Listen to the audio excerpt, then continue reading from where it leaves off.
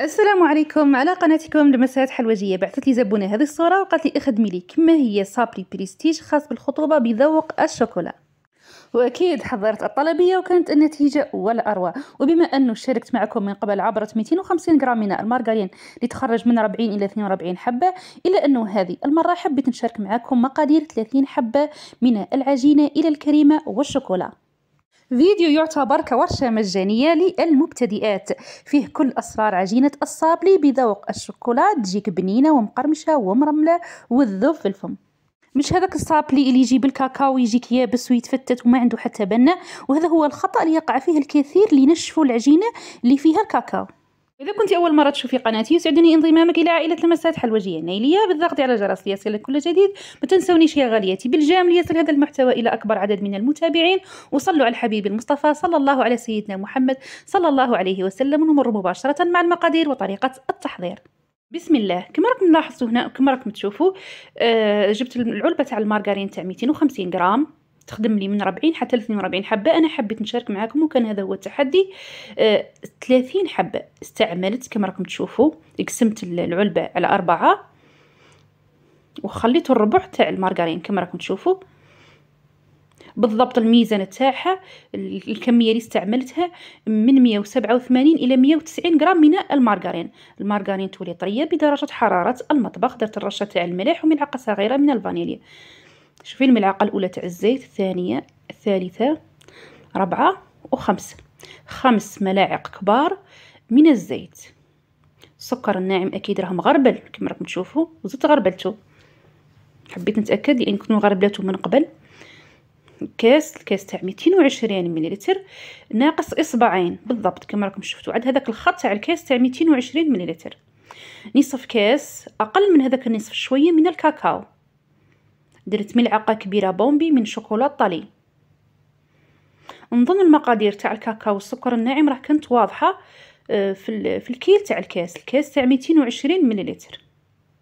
خلطت مليح هذه المكونات بالباتور حتى هذيك المكونات كامل تتجانس. اضفت لاروم تاع الكراميل، تقدري تضيفي تاع القهوه او تاع البندق كما تحبي او تاع الشوكولا. اضفت الحبه الاولى تاع البيض، خلطت مليح. بعدها اضفت صفار بيضه، بعدها اضفت صفار البيضه الثانيه. معناها في المقادير هنا استعملت بيضه كامله مع 2 صفار. ونخلط مليح هذه المكونات حتى نتحصل على هذا القوام الكريمي. هذا هو القوام اللي هو اساس نجاح الصابلي باه ما يتكمشليش وتجيني الحبه ملسه من فوق ويجيني حجم واحد. اضفت نصف كاس من النشا اللي هو المايزينا. ما اضفتش ساشي كامله تاع خميره الحلويات، اضفت 7 غرام. معناها درت النصف اللي هي 5 غرام وزدت اضفت من النصف الاخر. معناها ما كملتش الساشي تاع الحلويات. انا عاده في الكيله تاع 250 غرام نستعمل 10 غرام اللي هي الساشي. هنا درت اقل من الساشي. نظرها الملاحظه مفهومه وواضحه. بعد ما خلطت المايزينا والخميرة الكيميائية بديت نضيف في الفرينة تدريجيا. واكيد هنا راني نسيت ما قلت لكمش بلي اضفت كما راكم شفتوا من قبل. اضفت 2 ملاعق كبير من الكاكاو 2 ملاعق كبار عفوا من الكاكاو محمص ومرحي رقيق. تبقى اضافه تعطينا بنه وذوق للصابلي تاعنا. هنا كما راكم تشوفوا بديت نضيف الفرينة تدريجيا ونخلط باطراف الاصابع بلا ما نعجن كما راكم تشوفوا. واهم ملاحظه اللي ما نمدها لكم يعني شحال مره نشارك معكم انواع من الصابلي هذا اللي يولي بالكاكاو.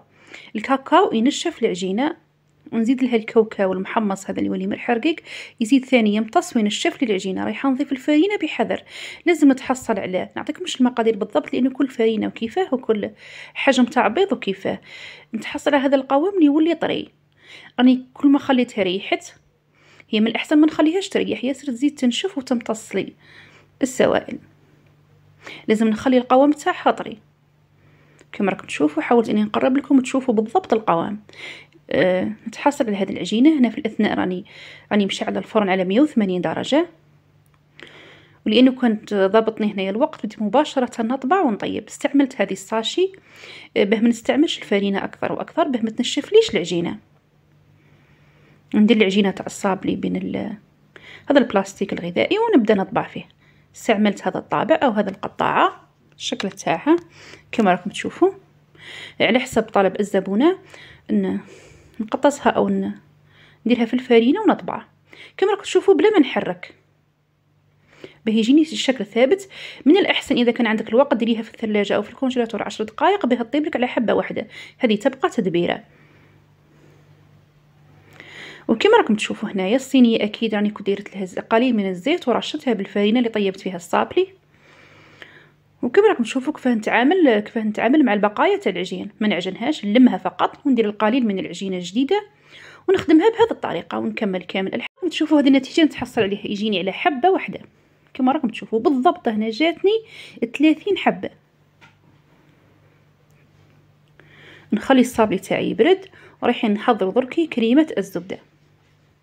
150 غرام من المارغرين انا استعملت هنا فلوريال، عاده نستعمل اوبلين ما لقيتهاش. كما راكم تشوفوا استخدمت 80 غرام من السكر الناعم. هنا الزبده تولي بحراره المطبخ، ما ديريهاش تولي جامده من الثلاجه، خرجيها من قبل. راكم تشوفوا هنا المقدار تاع السكر الناعم، اكيد راني مغربلته من قبل. 80 غرام من السكر الناعم ودرت 30 غرام من الكاكاو. بالضبط راح ندير لكم الزيت شحال درت، الملعقه الاولى، الملعقه الثانيه، الملعقه الثالثه والملعقه الرابعه، 4 ملاعق كبار من الزيت. درت لاروم تاع الكراميل كما راكم تشوفوا، ونخلط مليح هذه المكونات بالباتور. ولازم ندير الوقت مليح ونخلط فيها من 5 دقائق الى 7 دقائق بالضبط، حتى هذاك القوام تاع الزبده يدخل مليح ويخفاف، يدخلوا الهواء وتبدا تخفاف. بعدها في الاخير راح نضيف لها ملعقه كبيره بومبي من شوكولا الطالي كما راكم تشوفوا، ونعاود نخلطها مليح بالباتور واحد 5 دقائق كما راكم تشوفوا حتى نتحصل على هذا القوام، تجي البنه تاعها ولا اروع كما راكم تشوفوا. نديرها في لابوش كما راكم تشوفوا، وندير هذيك الشوكولا تاع الطالي ثاني، ونبدا نحشي في حبات الصابلي. وكما راكم تشوفوا نبدا نمرر على الحواف. من الاحسن انا خاصه في الطلبيات نحب ندير الحشو تاع الصابلي القوام تاعو يجي شويه عالي باه تجيني الحبه عاليه ومليحه. كما راكم تشوفوا درت طبقتين فوق بعضهم وحشيتهم بالشوكولا تاع الطالي، ونحاول هنا بلا ما نضغط نملي الحواف او الفراغات، نسقم هذيك الحواف. واذا كان فراغ نعاود نعمره بكريمه الزبده بدون مبالغه كما راكم تشوفوا باه تجيني على قوام واحد او ارتفاع واحد عفوا. شوفوا هذه الكريمه تاع الزبده اللي بقات لي كميه قليله، من هذيك المقادير اللي مديتها لكم خدمت لي بالضبط خدمت لي 30 حبه كما راكم تشوفوا. نكمل كامل نحشي الحبات بالشوكولا تاع الطالي، ودرتهم في الثلاجه يبردوا.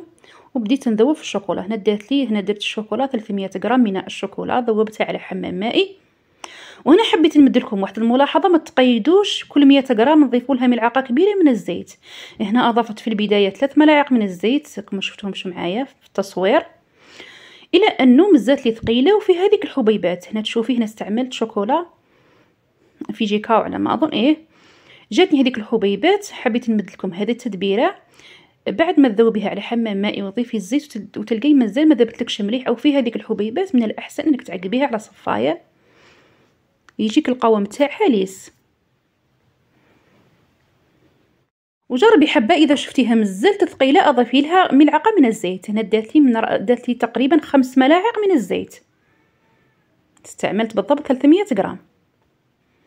كما راكم تشوفوا هنا من الاحسن هذاك الصابلي تاعك كي تولي ديريه في الكونجيلاتور او في الثلاجه ما ديريهش فوق بعضها، حتى هذيك الكريمه تاع الزبده تحكم روحها بهذوك الحبات ما يهربوش من بعضهم بعض. نظن الفكره واضحه. اذا كانت عندك كميه كبيره ما ديريش هذيك الحبات اللي محشيه بكريمه الزبده فوق بعضها بعض. كي تلاحظي بلي هذيك الكريمه حكمت روحها ديري الحبات فوق بعضها وخليه في الكونجيلاتور او من الاحسن تخليه في الثلاجه.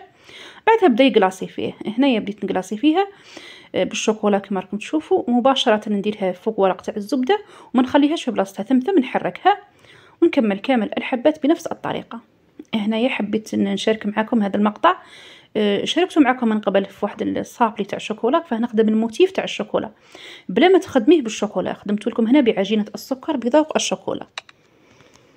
وهنا حبيت نمرر لكم هذا المقطع باه تشوفوا كيف خدمت هذاك الموتيف. هنا كانت الكميه كبيره، انا فقط خدمت كميه صغيره.